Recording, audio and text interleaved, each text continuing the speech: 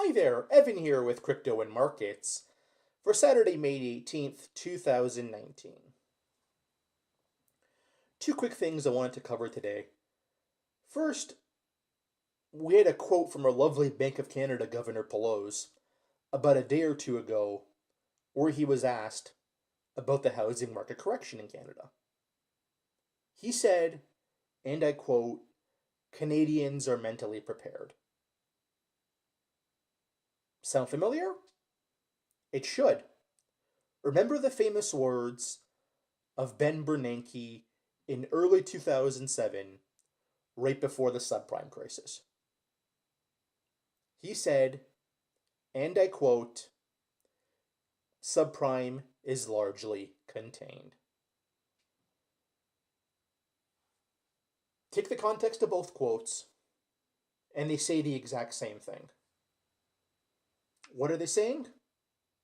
They're a big message to the masses that there's nothing to see here. And really, they're desperate. They have nothing left. They know it's about to happen. And they're positioning it in a way where they don't want the masses to know. Okay? That's all it is. Enough of that. And lastly, I'll make a quick statement about the BC money laundering inquiry that was announced this week. Look, in every asset bubble, there's an element of fraud involved, always. And Vancouver, BC, obviously,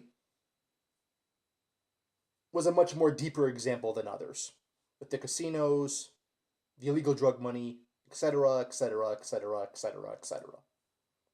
Again, this topic isn't my main area of expertise. My areas are more credit and macroeconomics. So if you want a more detailed look into it, I'll defer. But here's what I'm going to say to it. As per usual, though, what do I think is going to happen? Yes, some assets are going to be seized. Yes, the banks are going to receive a small fine for their role in this. And no one goes to jail. Really? That's all I got to say to it. Yes, I'm glad the BC NDP government is honoring their election promise and doing the inquiry. But no, no one's going to go to jail. And yes, the banks are only going to receive a small fine for how complicit they were. I mean, I was reading a story yesterday where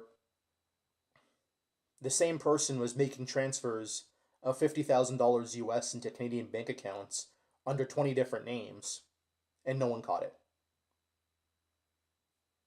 Again, just one example, but it tells you how deep it really ran. So really, when I hear about this inquiry, yes, I'm glad it's happening, but no, I don't expect a lot. And this is going to be my last comment on it. If you want an up-to-date sort of analysis of it, do follow me on Twitter at CryptoMarkets2. I will put things out as they come along from time to time. But again, for a more detailed look, you'll need to go elsewhere. Okay? All I'm going to say, follow me on Twitter, hit the like button, subscribe. Have a good day.